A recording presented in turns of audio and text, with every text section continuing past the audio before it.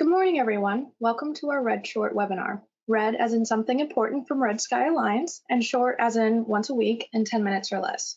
My name is Felicia Schenkelberg, and I'm an analyst here at Red Sky Alliance. Today's webinar will be on defense in depth. Please check out our website for a related article. Development teams need to consider the concept of secure design when developing applications. When coding any software, the main goal is to focus on security. Never leave protection and security until the end of development. It is important to note that any errors associated with this can damage the entire software. Prevention is always better than mitigation. To avoid threats, you can use these secure software development best practices. Validate input, heed compiler warnings, architect and design for security policies, default deny, sanitize data sent to other systems, adhere to the principle of least privilege, adopt a secure coding standard, use effective quality assurance techniques, and in general, just keep it simple. Today, I will be discussing the secure software development best practice, defense in depth. Defense in depth is a term coined by the US military describing the placement of defensive barriers to impede fighters from reaching a certain position. This military strategy includes monitoring the fighters in progress and responding to their advances with an equal or greater force.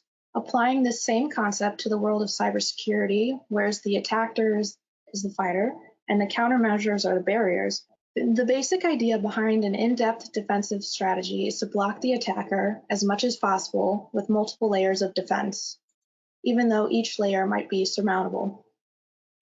An alternative to defense in depth is to rely on a single strategy, complete input validation. While you can theoretically develop and secure a small program by input validation, this is not possible with systems. Multiple layers of protection are required to prevent runtime exploitation and detect changing assumptions during development and maintenance. More valuable assets need to be protected behind more layers of protection or more defensive barriers. This concept is what is known as layering. Layering involves the implementation of multiple secure strategies to protect the same asset. Defense in depth or security in depth is the premise that no single layer is completely effective in securing the assets. The most secure system or network has many layers of security and eliminates single points of failure. This combination of multiple layers of protection will not only be more effective against unpredictable attacks, I will discuss this a little bit more in depth later, but it is more effective against unpredictable attacks than a single defense optimized for a specific type of attack, but will also increase the cost of the attacker themselves in terms of additional time, effort, and equipment. A variety of technological measures can be used for layers of protection. These can be firewalls, routers with access control lists, antivirus software, access control, spam filters, and so on. It is said that defense in depth involves not only technology, but also people and operations, meaning the right level of protection can be implemented for an organization's assets by customizing an effective set of safeguards to each organization's unique needs. We here at Red Sky Alliance recommend a consistent implementation of secure principles to all developed applications. Consistent approaches and methodologies are important as they determine the data, if sensitive, how to handle it, and also how it's to be audited. It also indicates the importance of considering how data is to be stored. Encryption and access control should be considered. There is no single method that can successfully protect against every single type of attack. Therefore, each situation requires differing and unique aspects of defense in depth. Some examples of situations may be better suited to certain methods as opposed to others are quality assurance techniques, secure coding standards, the principle of least privilege, validating input, and sanitizing data. This tailoring process permits application of lower assurance solutions when appropriate and allows for the judicious application of higher assurance solutions at critical areas. Organizations often conduct risk assessments to determine the value of assets, possible threats, the likelihood of threats, and the possible impact. In doing this, an organization can identify the risks and decide how to allocate their security budget to protect the valuable assets that they consider to be under risk.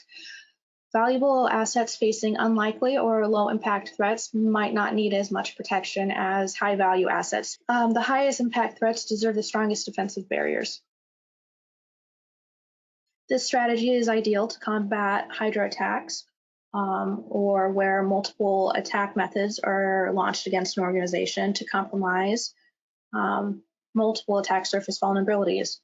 For example, combining secure programming techniques with secure runtime environments should reduce the likelihood that vulnerabilities remaining in the code at deployment time can be exploited in the operational environment. The term operations refer to all preventative and reactive activities required to maintain security.